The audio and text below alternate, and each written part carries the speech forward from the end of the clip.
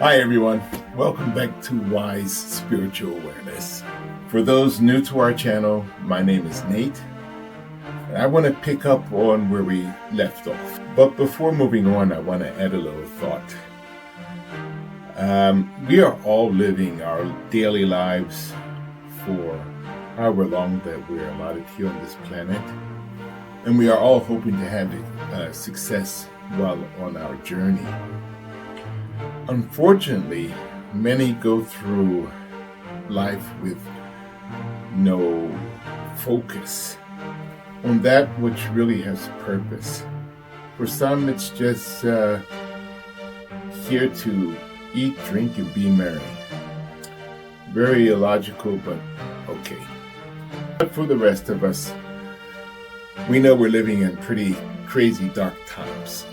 There's a spread of hatred and division, and it's like a very dark force spreading through the various frequencies in our atmosphere. I decided to join the group of warriors who spread truth and useful information so that you can live better and free.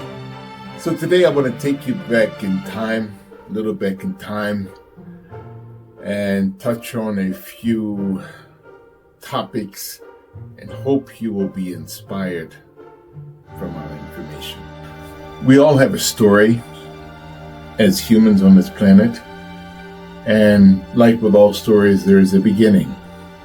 So how did we get here? When did it all begin? And how do biblical texts and science tell the same story? In ancient texts, there was a creation. And according to science, there was a Big Bang. Up until Einstein, most of the scientists believed that the universe was a constant structure, that it has always been. There wasn't a beginning. Well, science has evolved.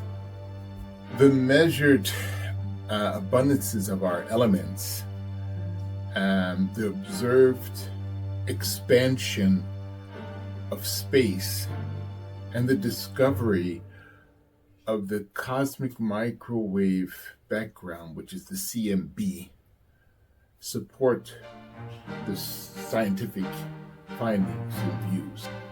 So we're here today with this expanse of the universe.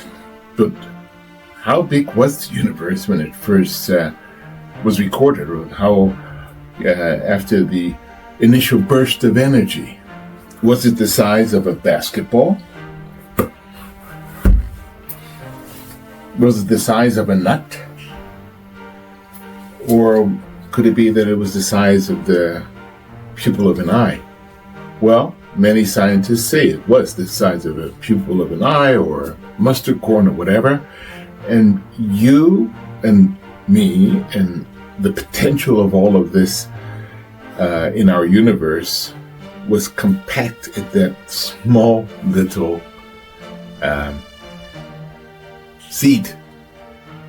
And it expanded at a rate and fast, at a speed unbelievable, and full of energy and full of all of the potential and what we can experience today. There are two different clocks which we will speak on today. One is the so-called biblical clock, and the other is the scientific clock. Remember, Einstein, time is relative. Not only do we give thanks to Mr. Hubble for his telescope, the invention and what he's discovered, but two other great scientists, Penzias and Wilson, made a very powerful discovery in the 60s, where the CMB was researched and able to hear the backblast of the Big Bang, as we say, and through that they have followed this back into time just like Mr. Hubble's telescope can go back into time through the waves and basically see the stretching of sound, see the stretching of the energy, light, 13 until 15 billion years ago, and till today. 380,000 years after the Big Bang, the universe had expanded to the size of the Milky Way. It had cooled from billions of degrees Fahrenheit to a few thousand. As it cooled, the electrons slowed down. The universe was now ready to make its first true elements. One of the scientists who discovered this critical moment in the story of the universe was Arno Penzias.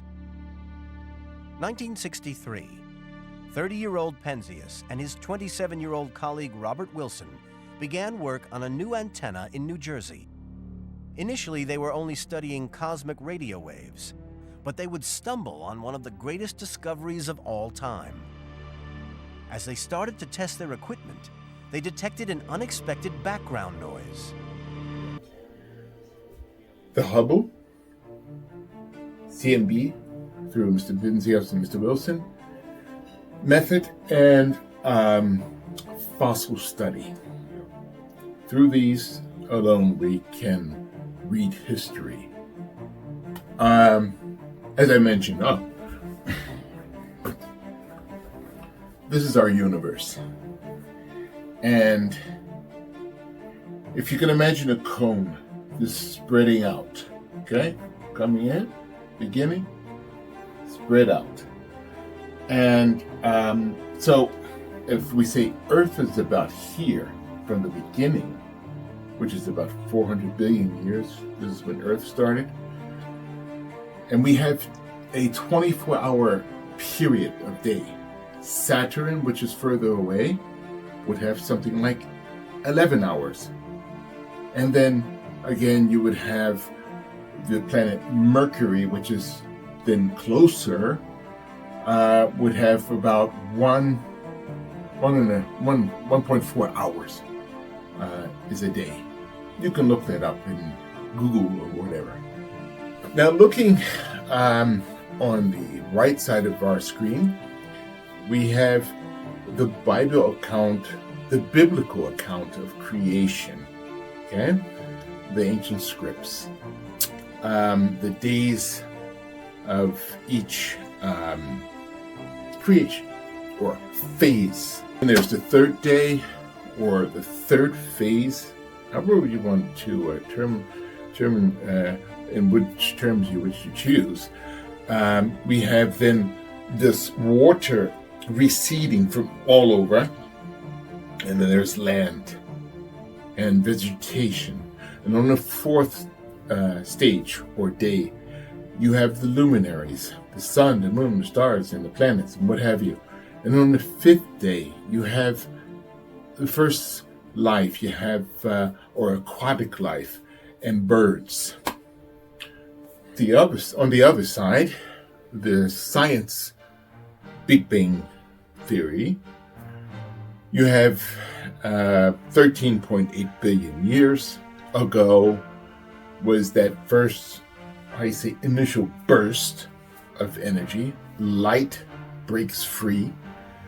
And 7.75 billion years ago, we have the formation of the Milky Way. That was the second phase, the second day in comparison.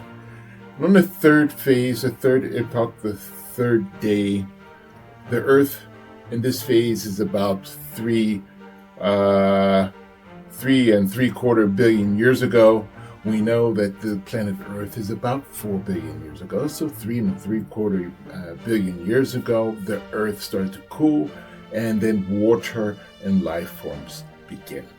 See now on the fourth day, you have what's called in science the transparency. Things start to clear up.